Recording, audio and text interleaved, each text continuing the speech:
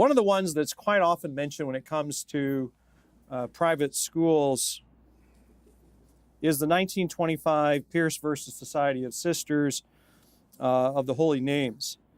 And this resource that I provided for you has a brief introduction of what it was about. For instance, Pierce versus Society of Sisters, that decision affirmed the right of parents to choose the type of education they wanted for their children, and also affirmed the right of the state to reasonably regulate private schools. A couple things there. One, that it is not illegal to operate your school. That's one thing, established fairly firmly, Supreme Court, 1925. But secondly, that the state has some input in reasonably regulating private schools. I would argue that really the state has certainly some influence, but there's a lot of influence they don't have too. And I have a document I'll talk to you a little bit about in just a second about state law. The other one that I think I would point out to you is the recent decision, 2012, Hosanna Tabor Evangelical Lutheran Church and School versus Equal Employment Opportunity Commission. That one is probably more familiar to all of us because it was in the news recently. In its unanimous decision, the court said that the establishment and free exercise clauses of the First Amendment bar suits brought on behalf of ministers against their churches who claim termination in violation of employment discrimination laws. And I don't know all the gory details of this suit, but basically someone was let go. And the person filed suit against Hosanna Tabor. And there were complications in that letting go and so forth and so on. Reaching that conclusion, the justices considered the central issue of ministerial status. This was not, as I understand this Supreme Court case, it was a Supreme Court case that involved a teacher call, not a pastoral call, but a teacher call as a commissioned minister of religion in the LCMS. That was central, really, I think, to this case, more so than we see more and more of contracted teachers who do not have the ministerial designation by the LCMS. They, being the justices, declined to adopt a litmus test for who qualifies as a minister, because to do so would require intrusion into the internal working of a church to make judgment about its determination of an employee's contribution to its spiritual mission. So it's kind of an interesting read. I have read this. If you're interested in any of these and you want to read more about them, there's a link that you can click on to find out more about these U.S. Supreme Court cases. So I don't know, anybody have any comments about any of these? There are many more than these. I believe that I got this off of a Catholic website. I forget. Well, the website's listed up there, NCEA website. The other item related to that is a document, 2014, June 11, 2014, web document by Dr. Edward Dragan, D-R-A-G-A-N. Wrote an article titled Private School Lawsuits, Contractual versus Constitutional Standard of Care. And this document really piggybacks, I shouldn't say piggybacks, but it delineates between laws that govern public schools and laws that govern private schools, which would be our schools. And the basic point of this whole document is this. Our schools, our Lutheran schools, whether they are parish schools or whether they are standalone RSOs, they're all private entities. They're not public schools. Many of the lawsuits that might arise in our context might have to do with contract law rather than federal or state laws that govern public institutions. So this is one thing we have to be careful of, and I think it's why if you do get a master's degree in school administration, or you take coursework, or you want to just take up a college class, be aware of that, because when you take the, if you go to a public university and you take a school administration law class, what you're going to hear is a lot about what the public schools have to do by virtue of not only state law but also federal law. All right. What typically governs what happens in our schools is contractual law, contractual in nature. And just to pull out a few things from this article, it says, in private schools, the relationship is between private schools and their students in particular is often contractual in nature. So the laws that govern relationship between your institution as a school and the students who come to your school are by contract. The contract, and this is key, the contract is expressed or implied in written documents such as promotional literature. This is promotional literature. Just think about your promotional literature. And this would include all your social media stuff. This would include your PR stuff of any variety.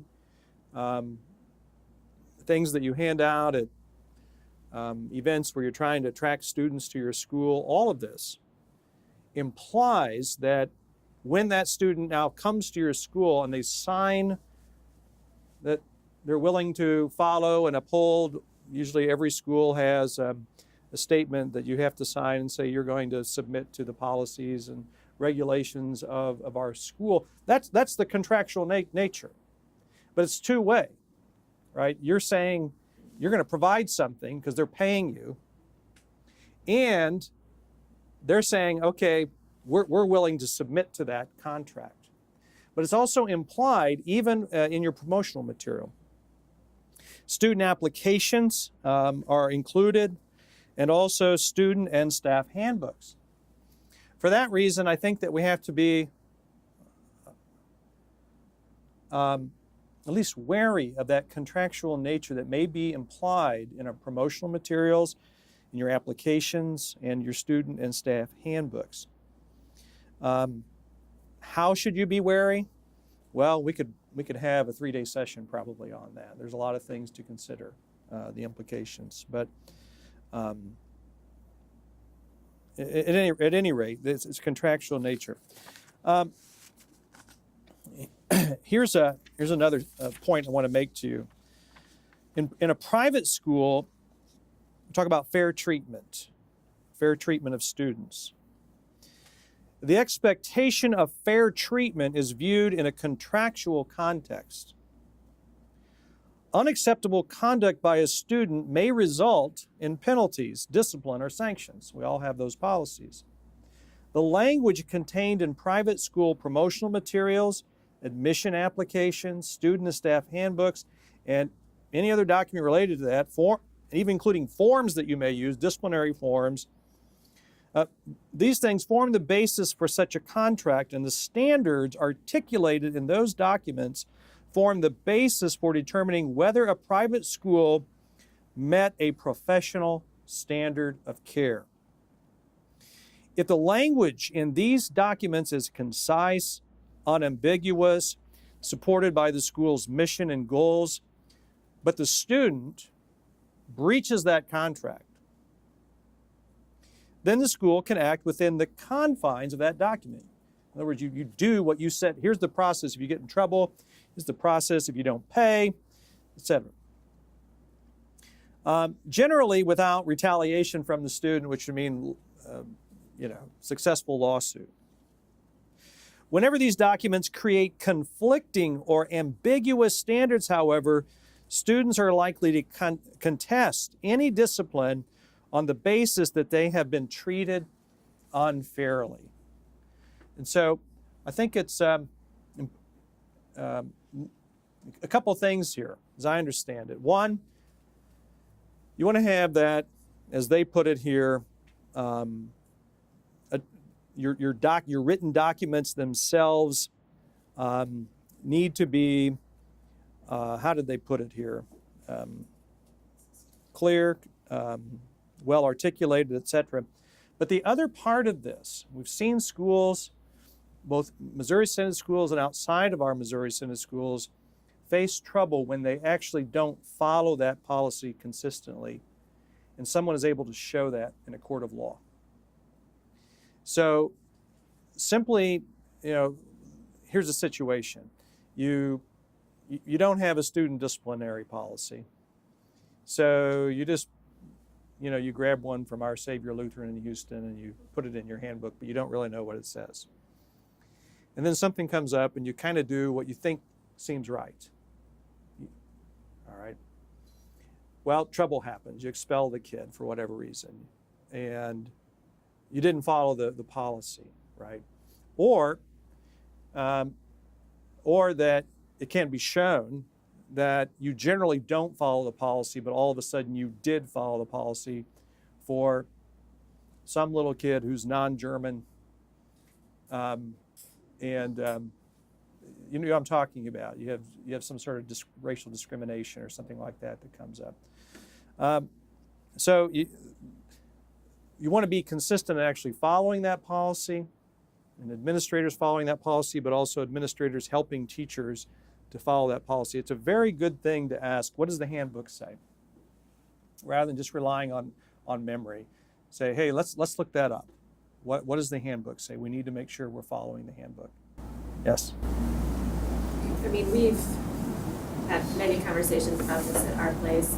We moved away from overly specific language that said we will always do X or always do Y, in part because that wasn't good for other reasons. It didn't necessarily address the particular child or situation, which leaves, and clearly leaves us authority right. to make decisions. So there's a balancing act there of being specific yet right. Not locking yourself into what you're saying, which is, now you have this policy, and if you're not following it, right. What are the ramifications? Yep. And I agree with that. I like some policies that are more vague than others. I think the catch here will be for you and for me is that what isn't written and we do, that we're consistent in what we do, right? And so documenting that, I think that's something at Manual we've tried to really increase. Not everyone has robust systems for that. I mean, we use a student management system, and logging conversations and decisions in real time so that it's very clear after the headmaster and the parent and the pastor or whomever has met, what was discussed, what was decided, so that you're not relying on memory later either to say, well, right. we told the parent this, and the parent says no, and we say, look, we documented this same day, to do everything you could to protect yourself. Absolutely. I don't have a section here on all this, but one thing, this is a corollary to what you just said, is email and text conversations with parents. They are never ever private. Okay, you may think they're private. You may think whatever you want to think, but they're not. They are for a time, but they can and will be held against you in a court of law. Right?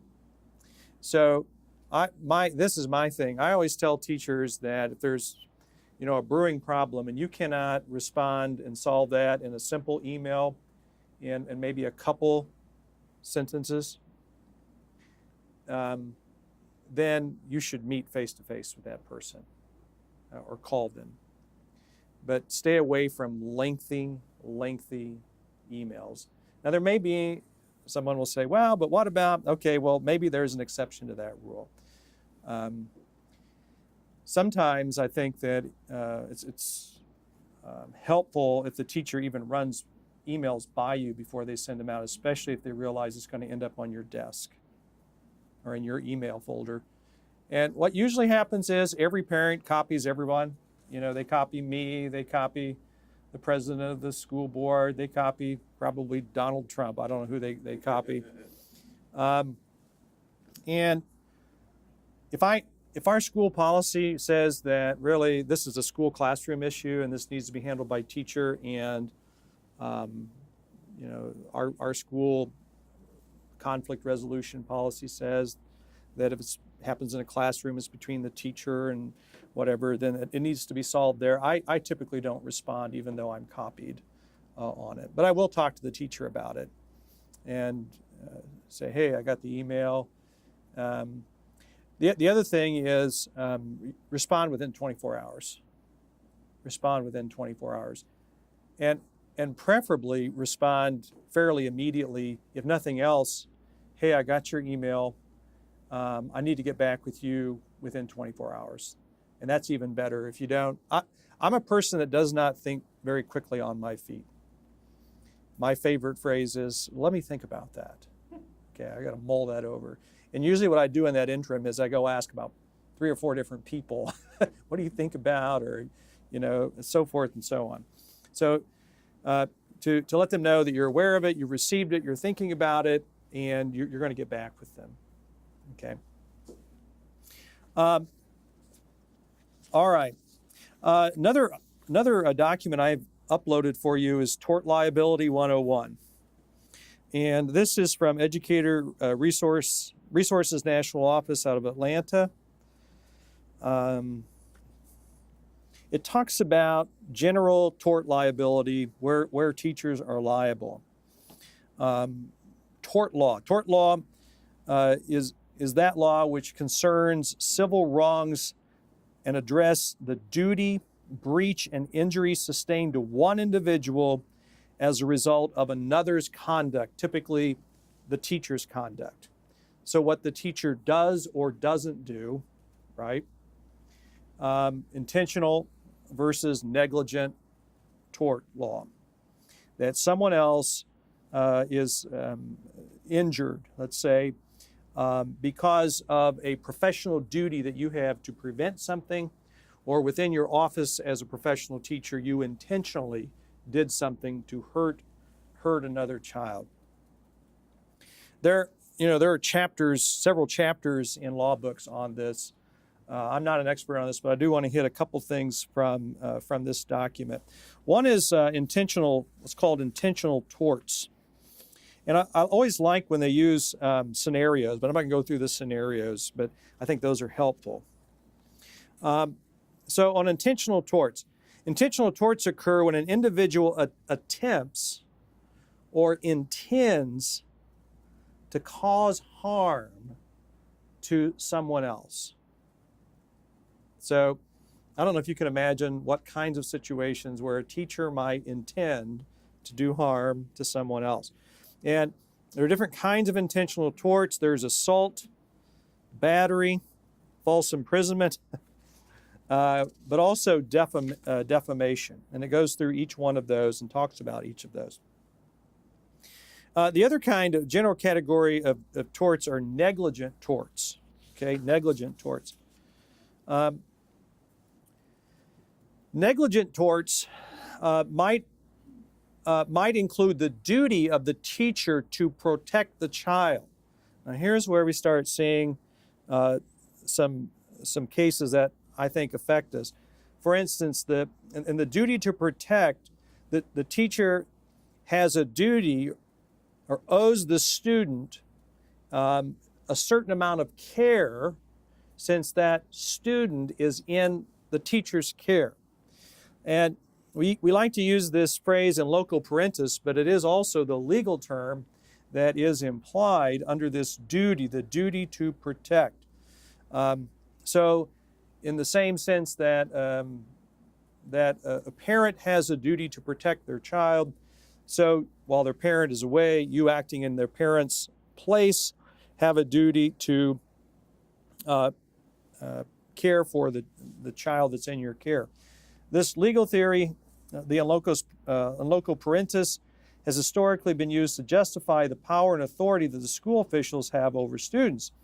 At the same time, this theory accounts for a heightened degree of responsibility for the care and well-being of students under the control of a teacher, just as if the teacher were acting in the capacity of parent. Teachers have a duty to anticipate foreseeable dangers to students and to take steps to minimize those dangers. Now, the two big areas, there's probably more than two, but the ones that always come to my mind, I usually talk to especially the PE teacher and the science teacher, but it also happens at recess. Okay. So there you have more opportunities for students to get hurt. Students are running around, they're swinging things, they're kicking things. And so safety, school safety and rules rules that protect the safety of students become very, very important. In the science lab, we're not just learning science lab protocol, but we're doing it for your safety to avoid, because we have a duty to protect the students. But that also includes knowing the need for replacement of protective equipment and maintaining the equipment and facilities, okay? So if there's a fire at your school, God forbid, and this happened to me just recently, right before this conference, I was going out one door out of the gymnasium, and I was trying to push that door open, and I had to push a couple, 3 times to get that door exiting out to the trash can open. That's a fire route. I know about that. I'm telling you I know about it. I'm on camera that I know about that. Okay. So if there was a fire today, of course I reported immediately to our maintenance person. We need to get that fixed, like right away. Why? Because I have a duty to even protect you. You're on campus here, and if something were to happen, you need to exit the building. You need to make sure that the ability to get out of this building is there.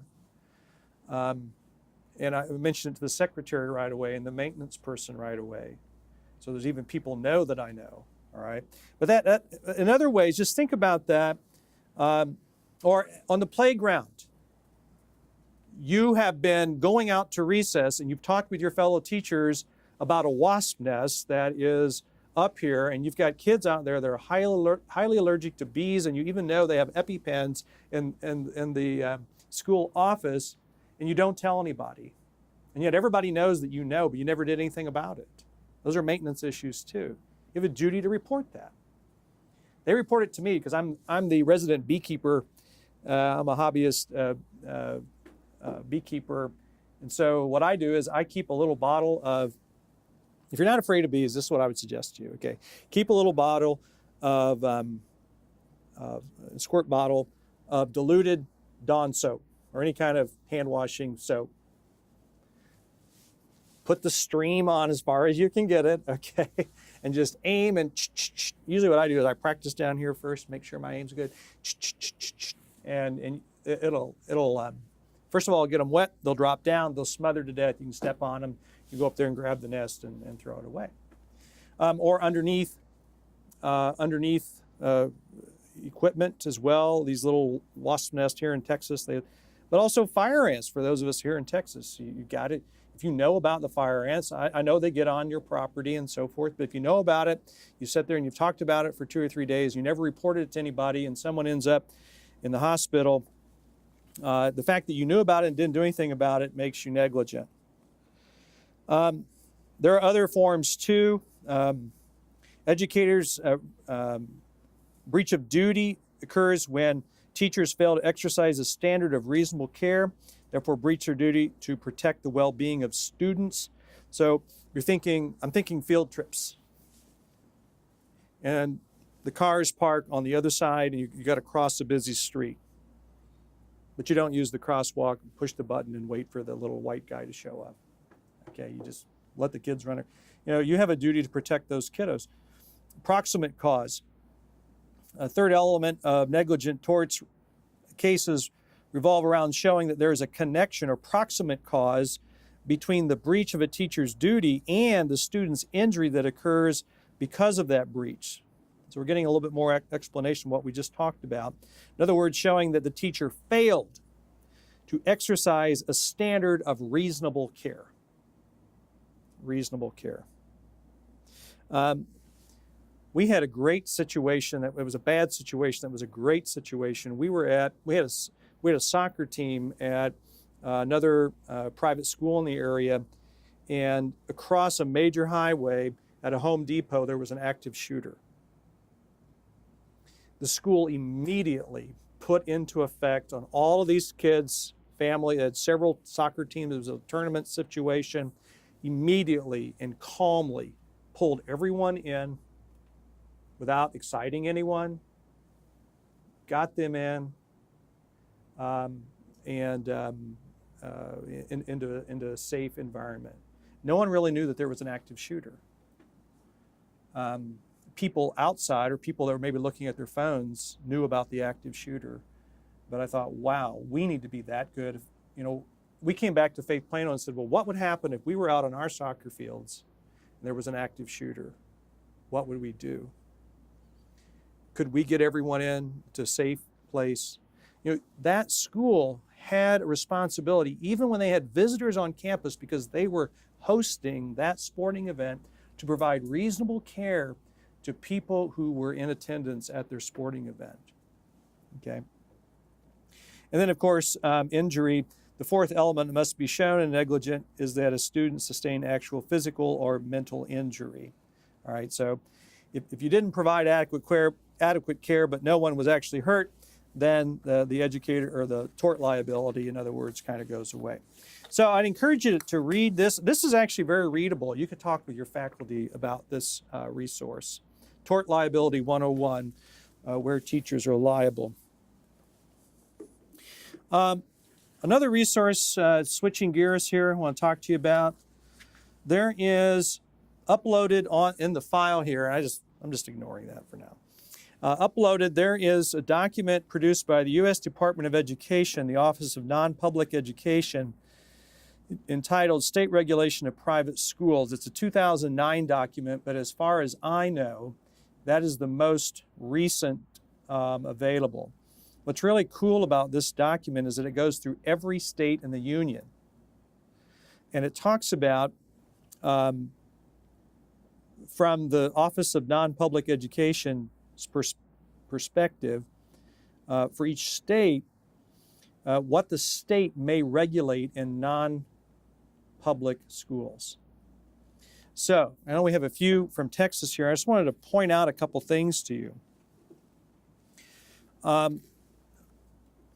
In Texas, for instance, did you know that accreditation of a school is actually optional? You don't have to be accredited. Now, if you're not accredited, there's all kinds of problems that could occur. One of those might be that if let's say you go through 8th grade, a public school could challenge your grade assignment as a 9th grader to that kid. Or they could make your students go through extra testing, which you could say, well, no biggie.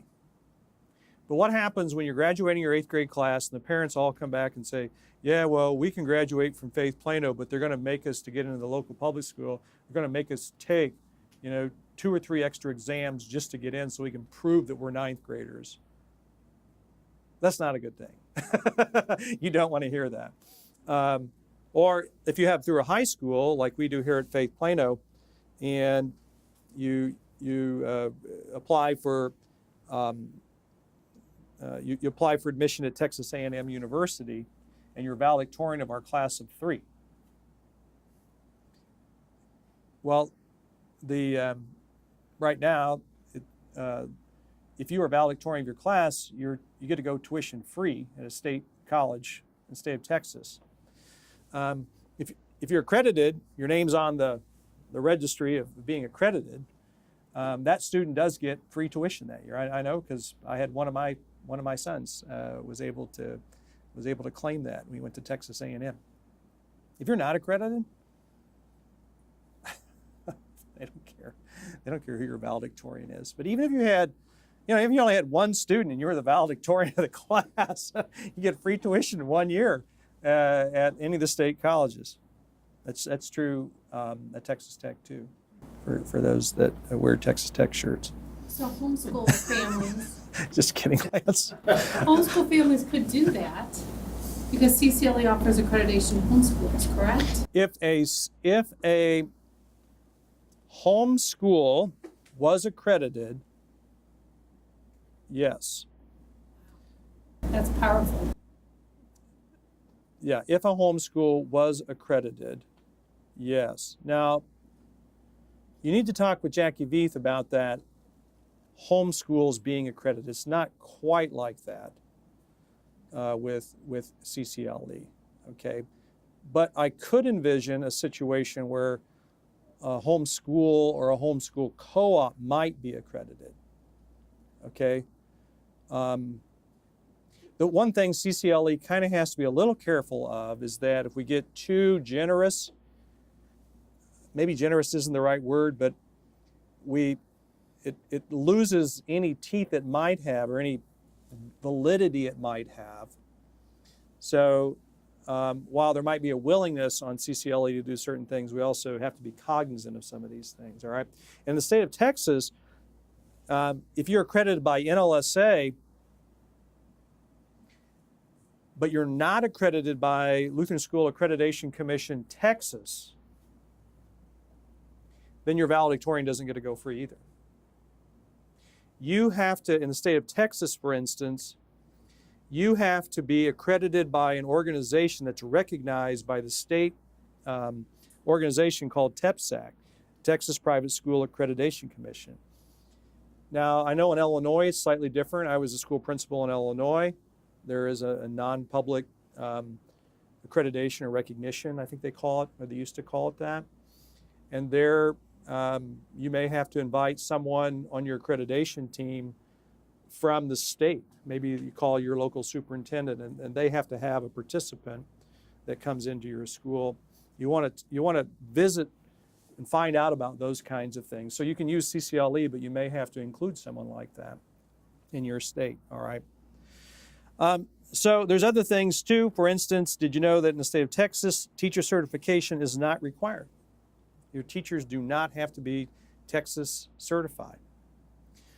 So you can be, you can have, but here's the goal. The state's intention in the state of Texas, and I think it might be this way in several other states, is that while you don't have to be state certified, some states do require that you at least have a state teaching certificate in some state, maybe in another state. Or in Texas, the rule is that as long as you meet or exceed the certification requirements by the state of Texas. I think then CCLE, especially in Texas, is right to say this: CCLE educator certification meets and exceeds the state of Texas. Generally, that's not, it's interesting that the state doesn't really go after that, at least not right now. They may one of these days, but they don't right now. But to have some sort of certification for your educators, I think, is helpful. And CCLE educator certification wasn't designed simply to try to be a new state, but really, in part, we came up with educator certification to help schools meet the state requirement if that's needed for you. And here at Faith Plano, we're going to do that. We're going to pursue CCLE educator certification for that reason for all of our teachers. For those of you that are homeschoolers, if you ever move to Texas, Texas has no laws or regulations related to homeschooling, so come and have at it. There's other things. That one of the things I can't stand, I don't know if you bothers you or not, but the state mandates here in Texas that we keep immunization records. And that that aggravates me so much. I don't know why. It's not that I'm, strongly against immunizations or anything like that. It just aggravates me that, we have to employ someone to keep that record and follow the laws of the land. We do it. So there may be things that you don't really like that you still have to do. Also, reporting communicable diseases.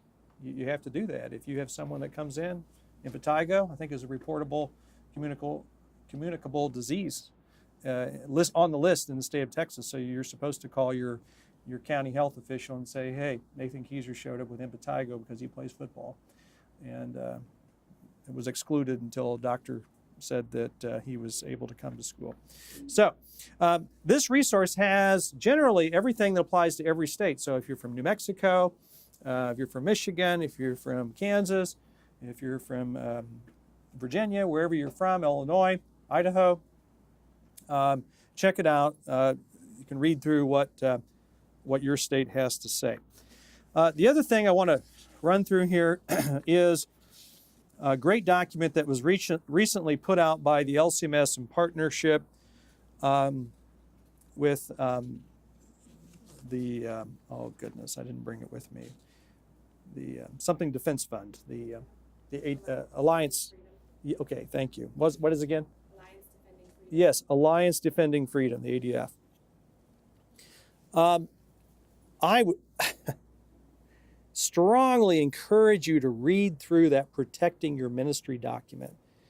I think that every LCMS school received a hard copy of that, but it's also in my drive. It's also available through LCMS Inc. They have a Christian school checklist that walks through several things: statement of belief, religious employment criteria. We have simply said in alignment with the CCLE that our first desire is that all teachers will be members in good standing of the LCMS. Many LCMS schools started getting away from that standard. Now with some of the legal problems that are occurring, they're returning to that. It makes it really easy if you just say, well, you just have to employ within the LCMS. Or I think the way, if you need, I don't know about you, but sometimes you can't employ all LCMS. You maybe want to, but you can't because you don't have a qualified person to teach science or PE who's LCMS. So you end up employing another faithful Christian person in your care. And there you can write a policy or something that basically says that they will not transgress either in thought, word, or maybe word or deed, the confessional position of this congregation. So they're not allowed to teach anything contrary to nor are they allowed to live contrary to the position of this congregation. But then you also need to be aware that you need to let them know what that means. I suppose you can hand them the Book of Concord, but you need to hand them more than that. So that's another way of getting around that. For part-time people or for a year, you might hire someone while you're looking for an LCMS person if you have a policy like we do. That's in religious employment criteria, page 15. Facility use policy. I want to talk to you a little bit more about that. I think I have 5 minutes here. Religious mission statement. Easy for me. I think for all of our schools, simply tie your confession of faith directly to the constitution of your congregation. It becomes a little bit more tricky, Jeff, for association schools. Basically what I would do is I would get the requirements from the LCMS on what Article 1 or Article 2, I think Article 1's name, Article 2 is statement of faith, something like that. Just cut and paste that into your articles of incorporation and say, hey, these are straight from the LCMS. A code of Christian conduct, emphasize religious character, admissions procedures. I think it's very important, and here's where, again, we've chosen for other reasons many reasons to use the term classical Lutheran education. One thing that does is it says that when you come to our school, you're going to hear Lutheran doctrine, Lutheran practice. So that's a helpful term. Classical Christian education also, I'm not talking against that, but I'm simply saying that we chose the term classical Lutheran education even in our promotional material because it says who we are and what we're going to be delivering to you, what you can expect from us. Handbooks, disciplinary procedures, and so forth, there's some great advice in there. One of the things, a couple last comments, my remaining time. Many of you may have insurance through Church Mutual. When your Church Mutual guy calls you, or gal, person, excuse me, calls you and says, hey, can we sit down and discuss your policies? I know it's a meeting you don't want to have, but I think it's a good meeting to have. I avoided him the first year or two, and then I sit down with him. It's good to walk through with him. This is free, even if you're not a Church Mutual member. There's a self-inspection safety checklist for schools and educational facilities. It's good. It tells you all the things that it is very, very detailed. And I assigned this to members of our faculty, and then I also did it for the entire school. I walked through this entire checklist. All right, there's a lot here. From your playground, what you ought to be looking for in your playground, your science lab, to entrance and exit points. Just buku things in here. Walk through this, it'll give you a great idea of things to look for. The other thing is keep this on file. Document the fact that you did do a safety checklist. If you found something that was not up to snuff, that you did something about it, record that too. Just document the fact that you actually did something about it. If you go through, you do it, you say there was a problem, and you have no record that you did anything about it, that's not going to do you any good. So you need to have, say that you actually did something about it.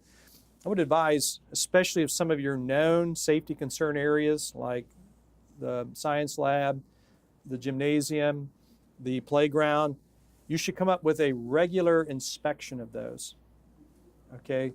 Like maybe a monthly inspection. Whenever you do your fire drills each month, you also do that. You get your little list out, you go through, you check off your list, you stick it in a file. We did a little staff in-service on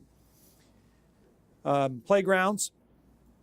Looked at, we used an article, this is also in your documents, policy statement, the crucial role of recess in school. And just walk through this, American Academy of Pediatrics. That actually is a fairly conservative group. I kind of like them. And they're smart. They're doctors. They're pediatricians. And they had some great advice, not only for the need for release time. We've implemented a release time for all of our students sometime during the day. Everybody gets recess or some sort of physical activity. Last thing, this is not in your form, but I would encourage you to think about these things, and I'm sure many of you do. 2 items. One, we have 3 forms. I only brought 2, but a field trip planning form that must be submitted to the administrator or whoever you're going to designate to receive those. Includes all kinds of things, date, destination, who's going to go, blah, blah, blah, blah, blah, blah. Volunteer driver. We use volunteer drivers at our school. By the way, we do background checks on everybody at our school. We don't do the full fingerprinting. We do that for teachers. Teachers have to do the background check and they have to go get their fingerprint. But on all of our volunteer drivers or coaches or whoever, they have to have a background check. You have to do that even if you're going to go to a Higher Things Youth Conference. Your youth leaders have to have a background check. You ought to be having background checks as well. Who's going to take the first aid kit?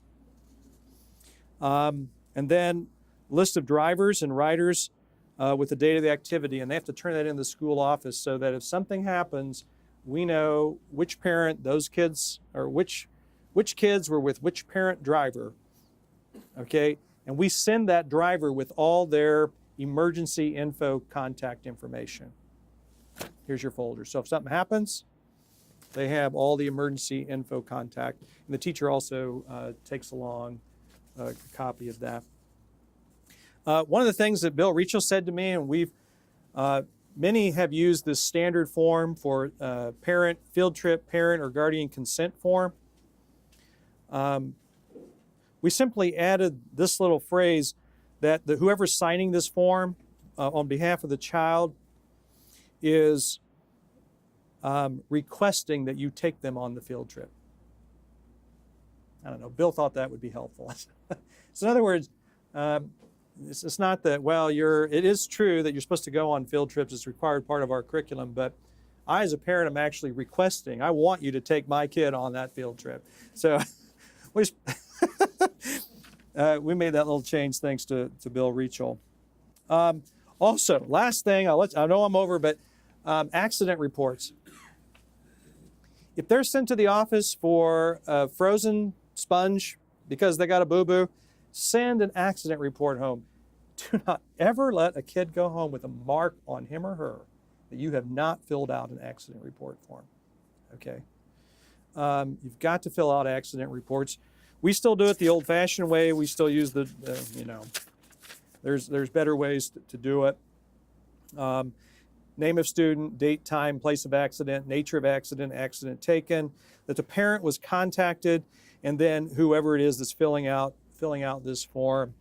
I cannot tell you the number of times that we've looked at something was just a little red, on their arm, and the next day we get a phone call from dad saying that they ended up in the emergency room and they had a hairline fracture. Why didn't I get we haven't had the time, too many times that I can remember, why didn't I get an accident report form? So, it may not look like anything to you, but you're not a doctor and you don't have x-ray vision. So better safe than sorry. Send home many, many accident report forms rather than none at all. Okay, there's a lot more, but I thank you for your time. Thank you for being a part of this presentation. Remember the challenges. Somebody else should step up and do this next year with new information, different aspects, or correct anything I said. Thank you. Thank you.